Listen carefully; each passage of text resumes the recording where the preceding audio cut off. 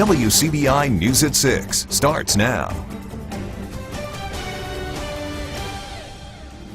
Good evening, everyone. Thank you for joining us. The streets are closed and the music is starting. A block party is about to get underway in downtown Starkville. It's all part of the celebration of a new city administration.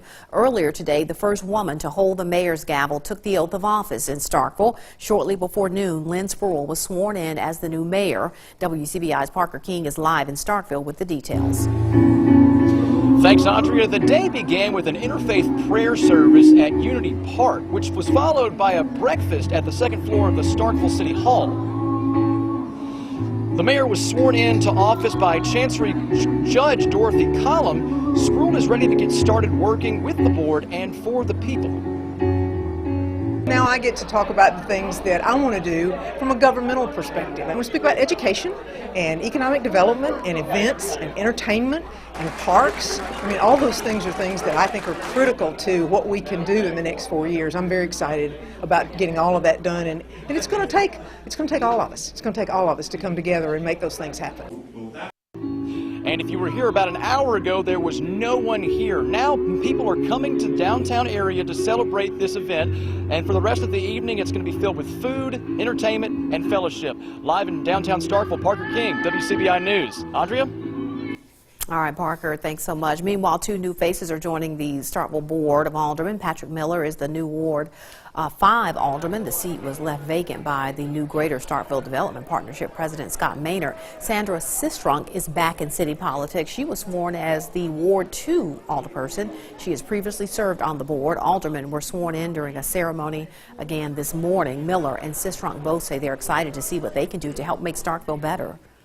It's great. I'm very fortunate. I know I'm one of the rare newcomers to the board. We've got a lot of incumbents, and I'm just looking forward to working with them and learning from what they've done the past term and seeing what we can do to improve on what they've done. I think it's going to be an easy transition for us. I do know the members of the board. Some I've worked with before, some I've gotten to know through this last 4 years coming to the board meetings each time they've met. I think it's going to be an easy transition. And the swearing in this morning was followed by a speech from longtime Alderman Roy Perkins. He talked about how he has seen Starkville grow and how the city has even more potential. Meanwhile, West Point is officially ready for business. That city's leaders also sworn in today during a ceremony. Along with Mayor Robbie Robinson were returning selectmen and two new leaders. Ward 1 Selectwoman Lita Turner and Ward 2 Selectman William Bender are new to the board. Both say they're excited to get to work to make the city better. Increase jobs, these jobs availability, and more community involvement. I would like to see West Point continue to grow and continue to progress, and I would like to be involved in working with my colleagues to help make that happen. 16th District Circuit Court Judge Lee Coleman swore in all of the officials with the exception of Selectman Keith McBrayer. He was sworn in by his brother, who is also a judge. Well, the lights are back on in Tupelo, and officials at the city's electric department believe they now know the source of recent outages. Customers of Tupelo Water and Light experienced the third power outage in the past 60 days last night. Light and Water Department General Manager Donnie Timmons believes wildlife, specifically raccoons, have been getting into a major substation that supplies power to a large portion of customers. The department will now install a barrier to keep them out of that area. We've come up with a solution. It's called Structure Guard. It'll be actually manufactured. There's 16 structures in this 46 yard, and this Structure Guard will protect all 16 of those so that animals, wildlife won't have access to get up into the 46 bus. And crews were able to get that power back on last night within an hour. Time now to get a first look at our forecast. We'll turn it over to Chief Meteorologist Keith Gibson. And usually it's weather to blame for a power outage. Not this time, though, Keith. Oh, no, but in Tupelo right now we have some natural relief from the heat. Check this out, our Alpha Insurance camera, a little bit of rain right there, some showers and thunder showers dancing around Tupelo right now. The heaviest downpour now just south of downtown Tupelo towards Verona and Shannon. Some pretty good downpours in this, a little bit of thunder and lightning, nothing severe at this point, but we did see some gusty breezes earlier today with some of the activity, and another downpour reestablishing itself over there towards Coffeyville and Water Valley. Farther south, it is just hot and dry. In in the Golden Triangle area right now. So that's what we're seeing as far as the radar situation right now. Let's see if I can't get my computer to move on over. Oh, there we are. There's our temperature situation. 75 with the rain in Tupelo, 87 in Columbus, 90 in Macon. So our plan for this evening, well, we will keep those rain chances going at least through mid-evening. We will likely see a few more going forward for the next couple of days. Your full forecast in just a few minutes. All right, Guy, thanks a lot. The goal of a new program at Baptist Golden Triangle is to keep doctors in the area. It's the internal medicine residency program, and the first class received their white coats this morning. That white coat ceremony is the 6 medical residents' official joining of the community-based program. Director Dr. Christopher LeBron says this program is a major milestone for the hospital and the community. He says the state's one major training program right now is in Jackson, and that doctors tend to stay in areas where they train. With this program, they're hoping doctors will remain here in the Golden Triangle, where there is a great need. It's been said that communities make up to $1 million a year by keeping one primary care physician in the area. They're worth that much. You keep the pharmacies here, you keep the tests here, you keep the x-rays here, you keep the patients in the hospital here instead of shipping off care to other places. And WCBI sponsored this first white coat ceremony along with Cadence Bank. We're happy to have these new doctors in our area. Well, they are from all over the country, and many of them have plans on making this area their future homes once their 3-year residency ends. Our Jory Talley joins us live in the studio with more on those new residents. Jory. Andrea, a new chapter is in the works for these recent med school graduates. Their residency here at Baptist means they're one step closer to practicing medicine on their own. And when that happens, the hospital hopes they'll continue practicing here. I've always wanted to help people somehow, some way. That's why Chadwick Mays has worked for years to get where he is today.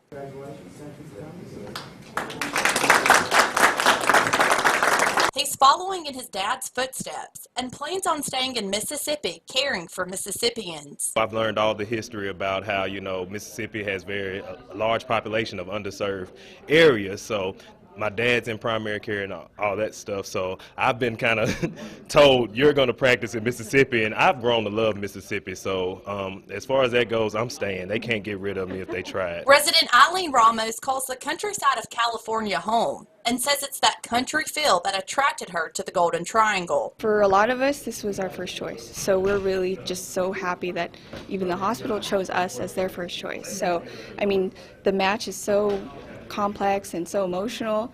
You really want to be in a place where you feel home, and I know for me, that's what I felt at the end of the interview. So it's really like a dream come true to be here. Politicians may debate health care, but these new doctors are committed to providing the best personal care possible. We just have that kind of motivation to just work through it. No matter what, I'm going to be that kind of doctor who's just going to figure out the system for my patient. It doesn't matter if there's a new law, there's a new regulation, there's restrictions, whatever. I'm going to be that person who's just going to learn it as fast as I can. Medicine is an art, and for me personally, providing care and helping people, that's the #1 priority. Now, as far as the business aspect of it or the political aspect, I'm sure that will work itself out at some point or another. But from my end, we're here to help people. The first class will graduate in 2020. Andrea. All right, Jory in our studio with that story. 2 children from Corinth died this weekend in a plane crash that also killed their grandmother and her husband. It happened in northwest Georgia, about 90 miles northwest of Atlanta. 10-year-old siblings Austin Day and Kinsley Wilson were on board when the plane went down. Their grandmother, 61-year-old Mary Jo Yarbrough, was with them. According to the coroner there in Murray County, Georgia, her husband, 65-year-old Dexter Lee Gresham of Tennessee, was piloting the plane. Witnesses say no one had a chance. The plane exploded in the air. Murray County Sheriff Gary Langford is distraught after learning several witnesses called 911 about a plane flying and exploding into the air, leaving debris into this large grass field, killing 4 people. Debris after impact, it looks like it was already disintegrated when it came down. See for yourself. This is CBS 46 drone video showing the debris. You've got wings that are separated. The fuselage is in one piece. The front end of the plane is in another area. and we had 2 fatalities still strapped in the seats in the plane. Langford says the other 2 bodies were found about 300 feet from the plane. Authorities say it was a twin Piper aircraft. One of them was strapped into his seat, and the other one was out of the seat. Officials are investigating but haven't determined a cause of the crash. Langford believes weather played a factor. And it was a very violent storm that we had when this happened. We had heavy wind, heavy rain, lightning. That was a story out of Georgia there. Well, fireworks shows started this weekend. They continue tomorrow. We'll tell you how area towns are preparing for Independence Day celebrations. Stay with us. You're watching WCBI's News at 6 with Andrea Self.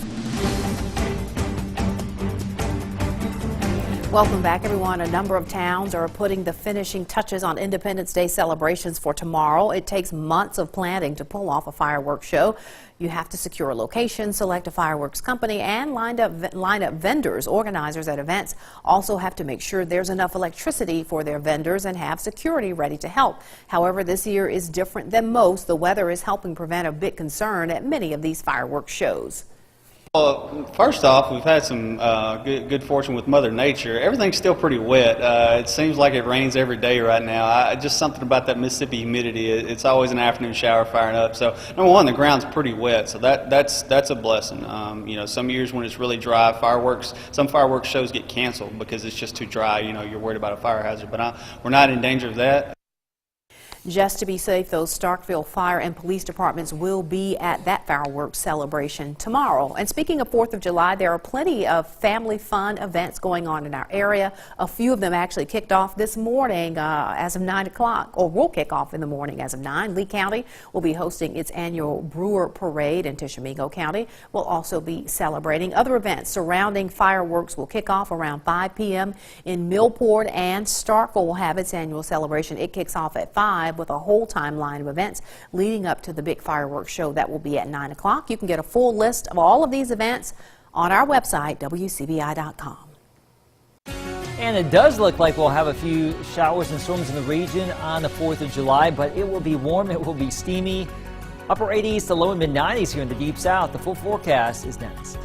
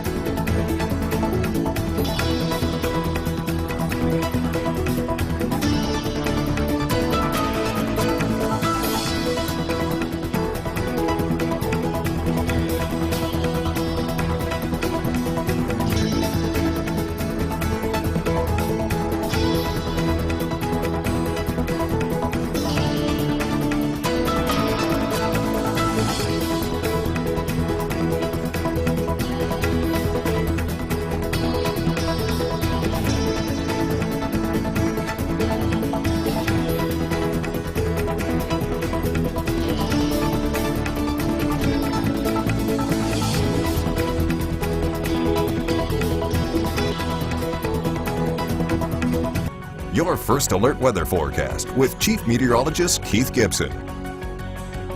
Well, can you believe tomorrow is the 4th of July? Where has the year gone? It's going to be another warm and steamy day. We start out in the 70s by early afternoon, upper 80s, and some spots getting into the 92-degree range. Now, there will be plenty of humidity. There will be plenty of fuel for some showers and storms. So we're just going to broad brush a chance of showers and storms during the course of our day tomorrow. Now, this is how it looks in Columbus right now. We are hot, we are dry, no issues whatsoever, just you need air conditioning in the Golden Triangle area. We've had some natural air conditioning here recently here in downtown Tupelo at Fair Park with our Alpha Insurance camera because of this thing right there. Look at this a few minutes ago.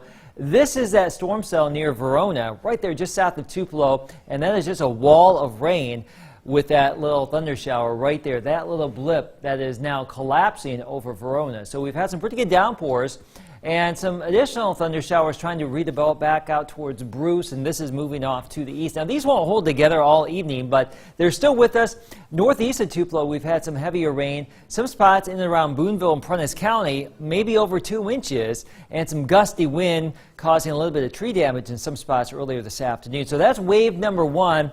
We may see some additional storms refire later tonight or some showers, and then some of that energy out in the high plains may rotate our way and spin up some additional showers and storms for tomorrow. So we have a couple more opportunities. We're not going to have a washout tomorrow, but there will be some shower and storm chances around. 70s, 80s, and 90s in the region right now. That is the current temperature. You factor in the humidity, it still feels like 100 in the Golden Triangle area and down towards Meridian, but much cooler if you've seen the rain. And once again, the activity we have out there right now will tend to fizzle over the next couple of hours, but we may see a little bit redevelopment, or may see a little bit of that redevelop later on this evening. So here's our Futurecast forecast model, and there you go. There's our Tuesday afternoon. Not everyone's going to see the rain, but it is possible. Same story into Wednesday and Thursday too. Really, for the next week or so, we have rain chances in the forecast. Now, here's what we're thinking for tomorrow. Mid to upper 80s north, low 90s to possible mid 90s farther south. It all depends on the situation as far as who sees the storms. If you see a storm, it will be cooler. If you don't see a storm, do plan on the heat index pushing 100 degrees. Same story into your Wednesday too. So it is going to be warm. Let's check out your 7-day forecast here. We're going with a 30% chance for some rain for the most part for the next couple of days, maybe a little bit higher on Saturday. Suffice to say, we have a chance for some rain going forward. It's going to be hot. It's going to be steamy. These will not be all-day washouts here, but there will be a chance for rain each and every day. Overnight lows into the 70s. All right, Keith, thanks a lot. The high school football tour rolls on. Tishomingo County is the next stop. Hear from the new man in charge of the Braves coming up next in sports. WCDI Sports with Tom Ebel is brought to you by your local Ford dealers. Go further.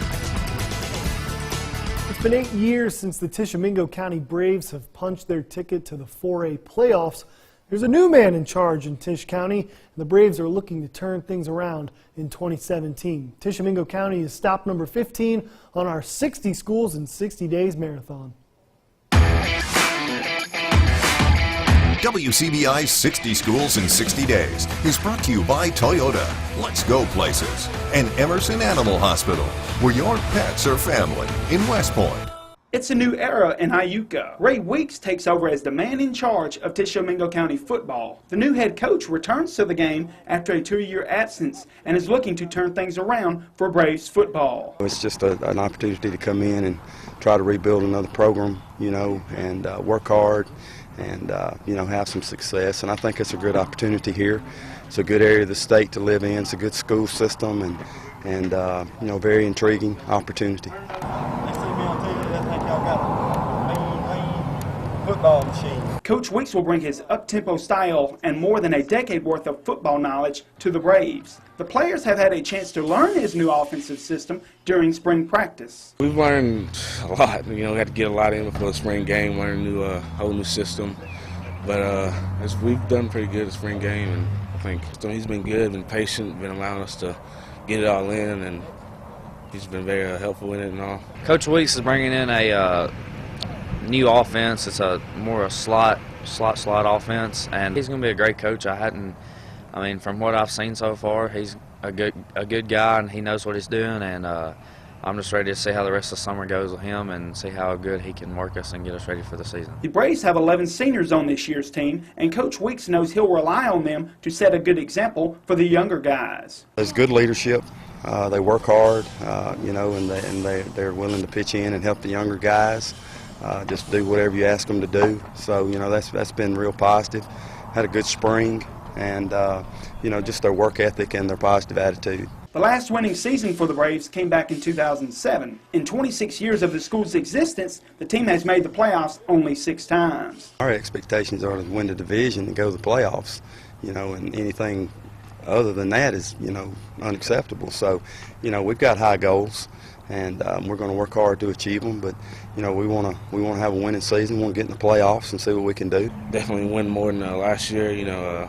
Show teams that we play that it's going to be. We're going to bring it. This is all here in the summer, put in the work.